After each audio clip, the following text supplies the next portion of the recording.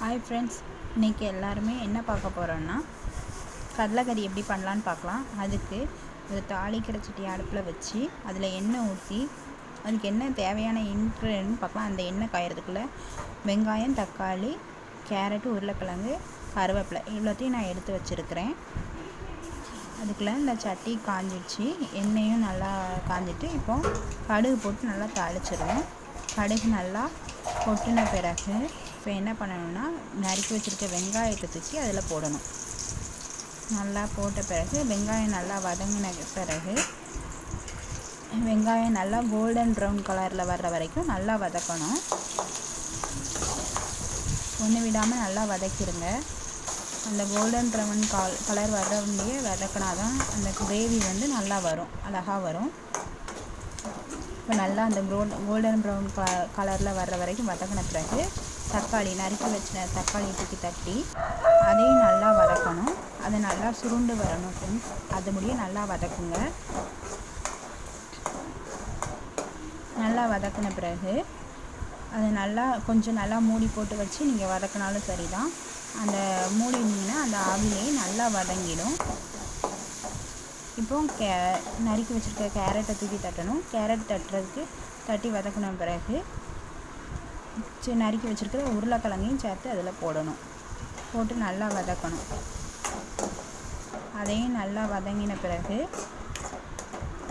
நல்லா மூடி போட்டு வதக்குனீங்கன்னா அது நல்லா வதங்கிடும். நீங்கள் தண்ணி முதல்ல ஊற்றவே வேண்டாம். அந்த தண்ணியிலே வதக்கின பிறகு 2 ஸ்பூன் நாங்கள் திரித்து வச்ச மசாலா இருக்குது, அதை போட்டோம். அதோட வீடியோ இன்னொரு நாள் நான் போடுறேன்.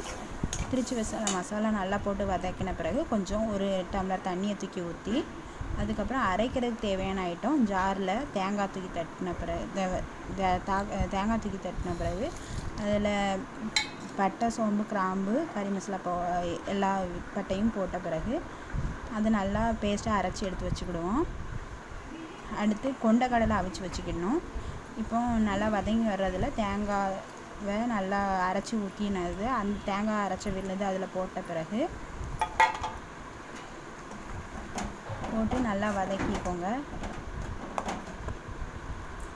நமக்கு தேவையான அளவு உப்பு எல்லாம் போட்டு நல்லா வதக்கிடணும்.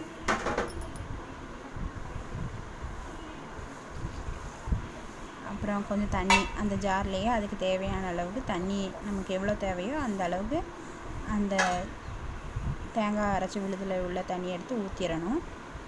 ஊற்றின பிறகு நல்லா கொதி வந்த பிறகு நான் இந்த கவிதா பிராண்ட் கறி மசாலா பாக்கெட்டுன்னு சொல்லி ஒரு பொடி இருக்குது, அது நல்லா ஸ்மெல் கொடுக்கும், நல்லா கறி வாசம் வரும்.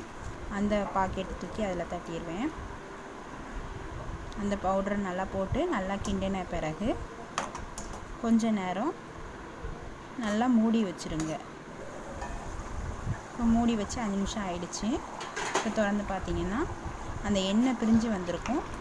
இப்போ நமக்கு தேவையான கறி தயாராகிடுச்சு. கடலை கறி இப்போ ரெடி ஆயிடுச்சு. தேங்க்யூ ஃபார் வாட்சிங் மை சேனல். Thank you friends.